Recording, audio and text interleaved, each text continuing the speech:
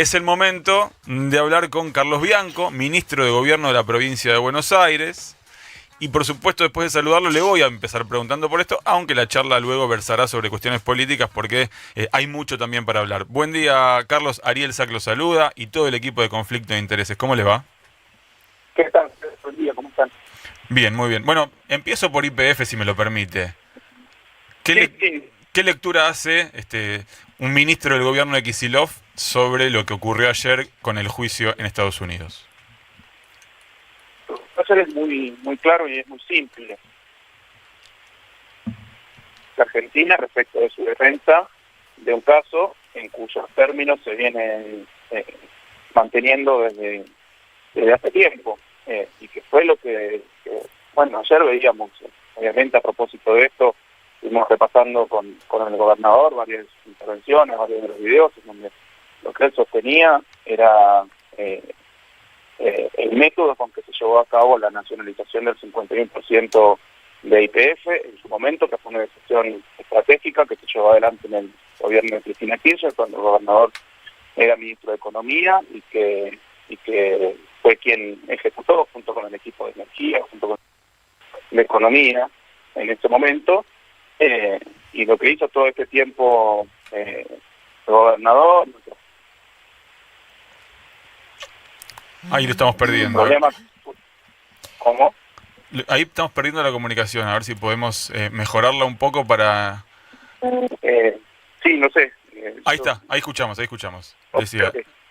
No, te decía que se sostuvo todo el tiempo que se había llevado adelante de la manera correcta. El problema acá fue que un grupo de fondos buitres se presentó haciendo un shopping en un juzgado que es bastante conocido por nosotros, que era el juzgado que antes ocupaba el juez Griesa y ahora la Breta Fresca, que tiene una predisposición particular hacia los intereses de los fondos buitres.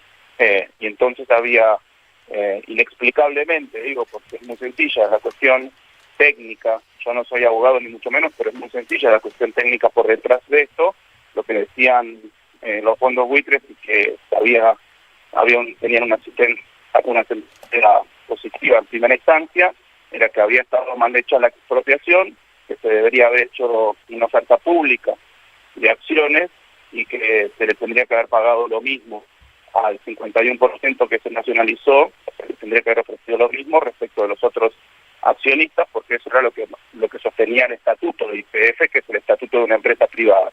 Y nuestra respuesta muy clara siempre fue, eso es cierto, pero por encima de cualquier estatuto de una empresa privada están la Constitución Nacional y las leyes nacionales. La Constitución Nacional se ve la posibilidad de expropiación y hay una ley de expropiación que establece cómo se lleva adelante esa expropiación.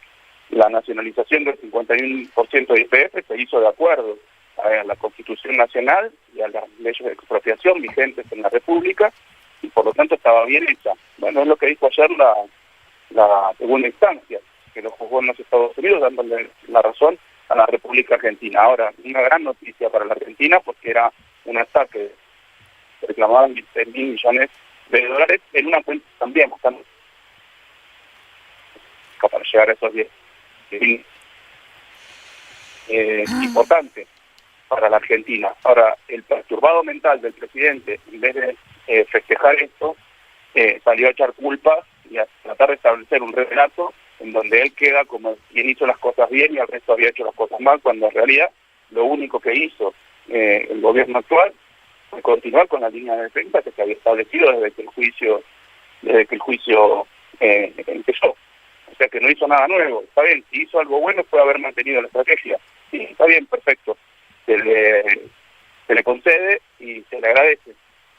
Pero no era un momento me parece que no era un momento para empezar a tratar de sacar una ventaja política sobre el caso, sino lo contrario, era un momento para decir que bien la Argentina mantuvo una política de Estado respecto de un tema muy sensible y que era muy costoso para nuestro país, vinculado a un nuevo ataque de los fondos buitres. Bueno, lamentablemente el presidente no hizo eso. Le tomo esto último para redondear tema YPF y ya luego pasamos a otras cuestiones. ¿Usted le reconoce al gobierno de Milei haber mantenido la posición estratégica en términos jurídicos para que finalmente este juicio llegara a buen puerto? ¿Cree que Milei debería reconocerle a Axel Kicillof el haber expropiado YPF? Y por supuesto, porque vos fíjate que cuando uno analiza cuáles son de los poquitos sectores que crecen en la economía argentina, que son muy poquitos. Uno de esos sectores es el sector hidrocarburífero. ¿Y por qué crece el sector hidrocarburífero hoy? La producción de petróleo y gas, e inclusive la posibilidad futura de exportación de buenos volúmenes de petróleo y gas, por Vaca Muerta. ¿Y por qué se llevó adelante la inversión en Vaca Muerta? Justamente porque se nacionalizó YPF y porque YPF nacionalizada decidió poner en concesión los bloques de explotación de Vaca Muerta.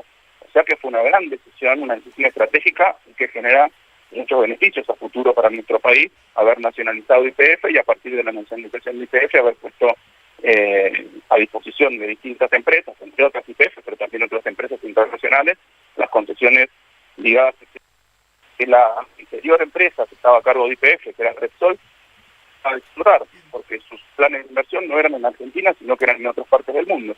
O sea que YPF le tiene que pedir perdón, acá no es cuestión de pedir perdón, tiene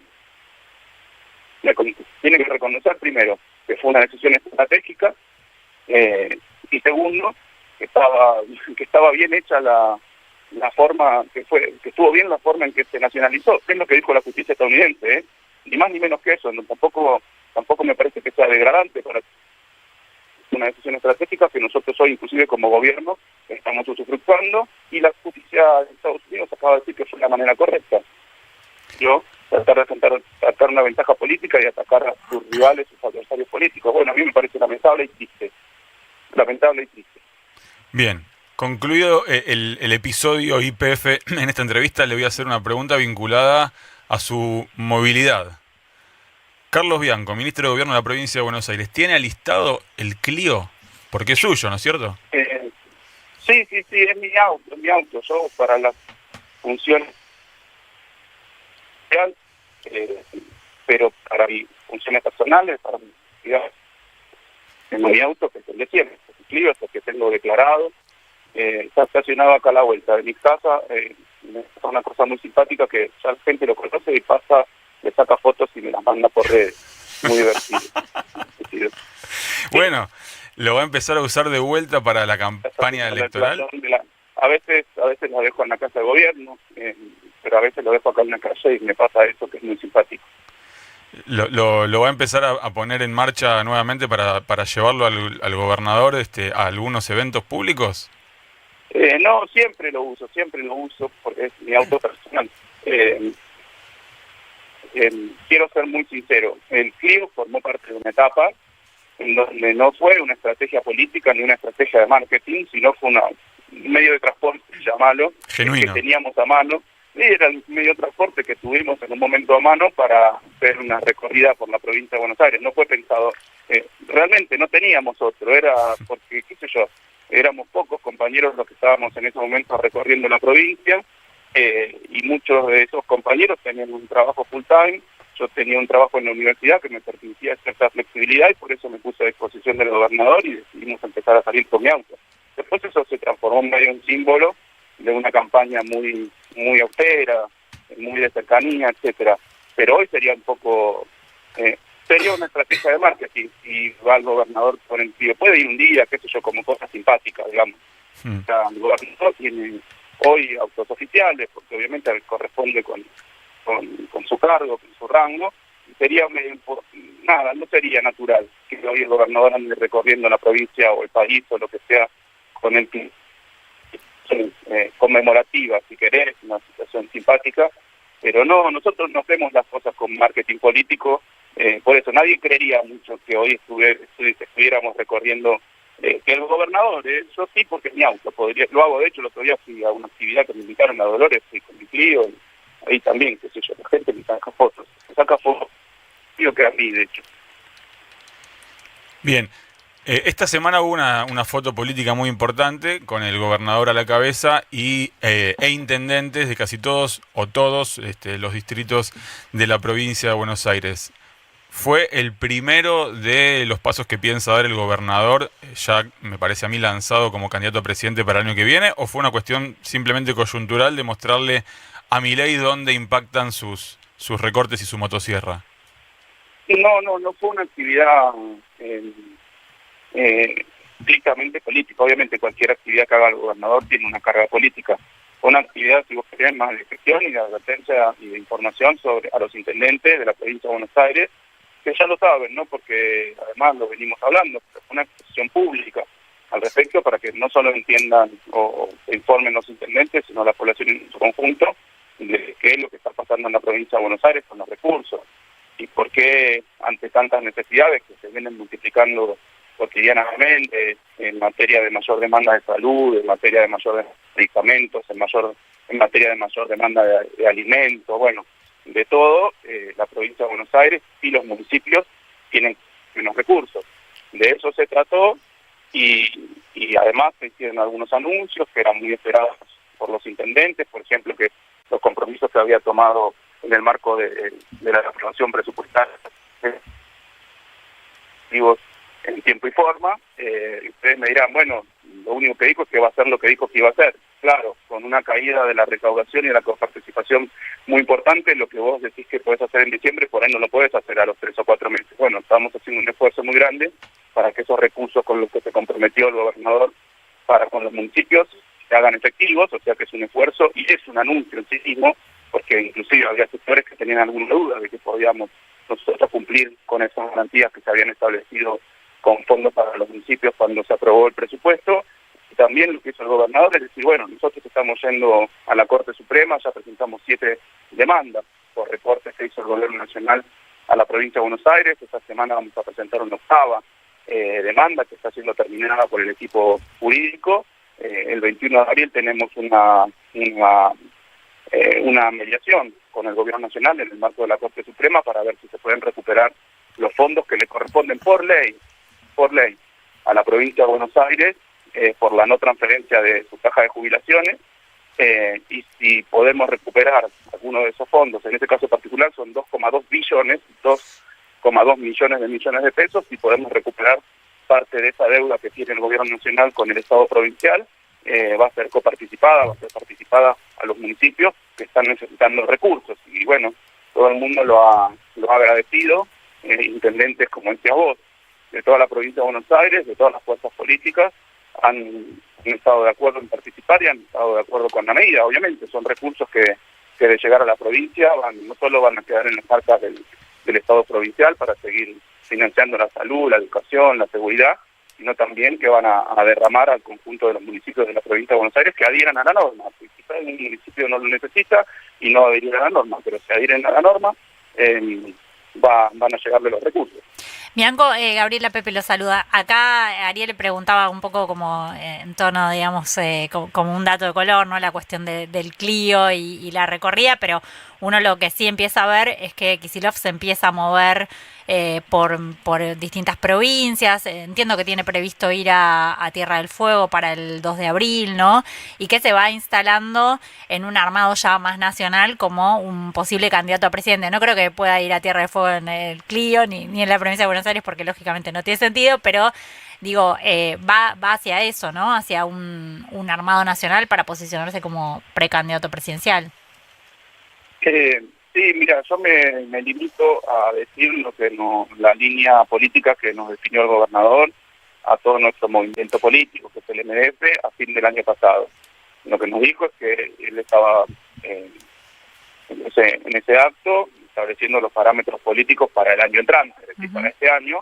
Lo que nos dijo muy claramente el gobernador en ese momento, que creo que fue el 26 de diciembre del año pasado, nos dijo el 2026 es el año de la construcción política, el 2026 no es año de campaña, no es año de candidaturas, es año de la construcción de una alternativa política para gobernar en 2027 con el conjunto de los sectores del campo popular y todos aquellos que con los que podamos consensuar una base mínima de acuerdos, ¿no? Una base mínima de acuerdos con los que todos nos podamos sentir cómodos, que tienen que ver con el fomento de la producción y del empleo en una Argentina que está siendo muy golpeada en esos términos, con el apoyo a la salud pública, a la educación pública, a la universidad pública, con la defensa de la soberanía nacional y de la democracia. Bueno, todos aquellos que estén de acuerdo con esos puntos básicos, con esos puntos mínimos de consenso, tenemos que construir una alternativa política a mi ley para el 2027.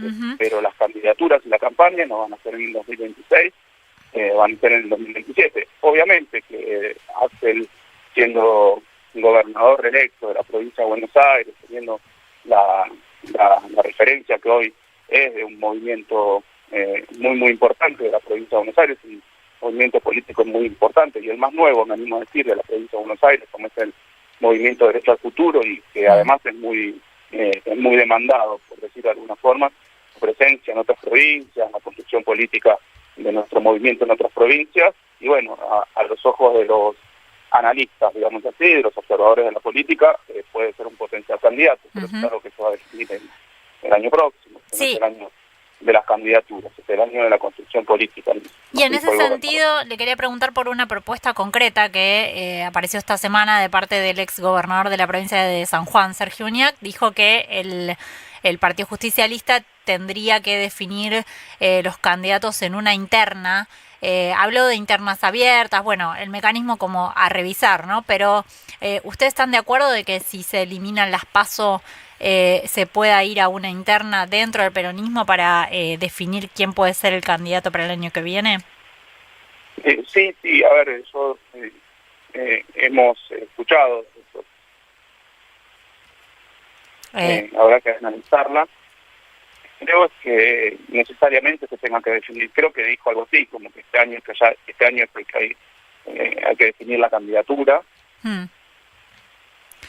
No necesariamente tiene que ser así, me parece que hasta un poco prematuro, Y después la forma de dividir internamente dentro de nuestra fuerza política, si es que hay más de un posible candidato, bueno, se ve que estén disponibles en cada momento. Se entrecorta un poco la respuesta, perdón, porque se entrecorta un poco la respuesta. Usted lo que dice es no necesariamente, esto no debería definirse este año, y respecto del mecanismo. Sí, y que la forma de dirimirse una interna o una disputa dentro de nuestra fuerza política, en caso de que haya más de un posible candidato a presidente, se dará de acuerdo a los instrumentos que estén disponibles, porque se está discutiendo también, o por lo menos se estaba discutiendo la posibilidad de la eliminación de las PASO hasta hace un tiempo antes de que el presidente vuelva a entrar en desgracia.